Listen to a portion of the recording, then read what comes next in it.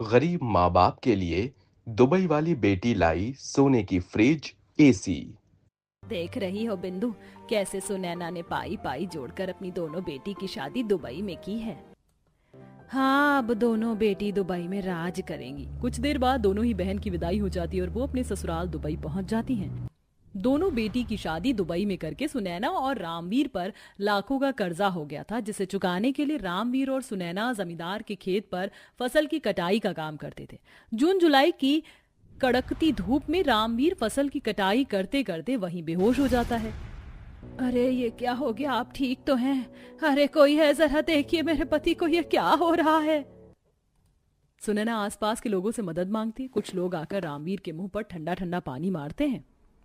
सुनैना दीदी, मेरी बात का बुरा मत मानिएगा, लेकिन सच तो यह है कि आपकी और रामवीर भैया की अब बहुत उम्र हो गई है। इस उम्र में इस कड़ी धूप में फसल की कटाई करना आपकी सेहत के लिए ठीक नहीं है। बालवीर, जब सिर पर जिम्मेदारियां और लाखों का कर्जा होता है, फिर बूढ़ा शरीर बूढ़ा नहीं लगता। हाँ भैया, मैं आपकी बात समझ सकता हूँ, लेकिन फिलहाल आप आराम करिए। जाइए सुनैना दीदी, रामवीर भैया को घर ले जाइए। रामवीर और सुनैना कड़ी धूप में पटपटाते हुए अपने घर आ रहे होते हैं। प्यास से उनका गला सूख रहा होता है। कुछ देर बाद दोनों घर पहुंचते हैं।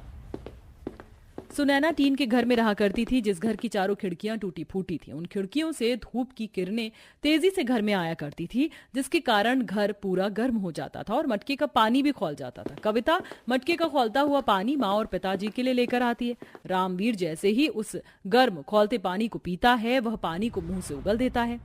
क्या हुआ, आप ठीक तो है ना? इतनी कड़ाके की गर्मी पड़ रही है और ये मटके का पानी पूरी तरह से खौल चुका है।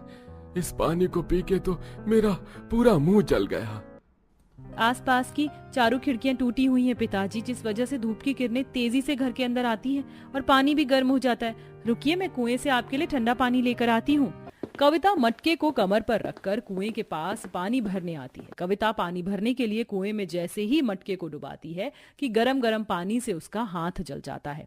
आह, आह, आह, इस कड़ी धूप में तो ये कुएं का पानी भी बहुत गर्म हो गया है। लगता है पानी लेने के लिए शाम को ही आना पड़ेगा, जब मौसम थोड़ा ठंडा होगा। कविता निराश होते हुए मटके को लेकर अपने घर आती है। माँ, गर्मी पड़ने के कारण कुएं का पानी भी बहुत गर्म था। आप थोड़ी देर रुकिए, मैं पड़ोस में किसी से मांग कर आती हूँ।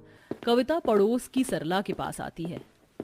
सरला ताई, अपने फ्रिज में से थोड़ा सा ठंडा पानी दीजिए ना। माँ और पिताजी ठंडे पानी के लिए तरस रहे हैं और इस कड़ी धूप में कुएं का पानी भी बहुत गर्म हो रहा है।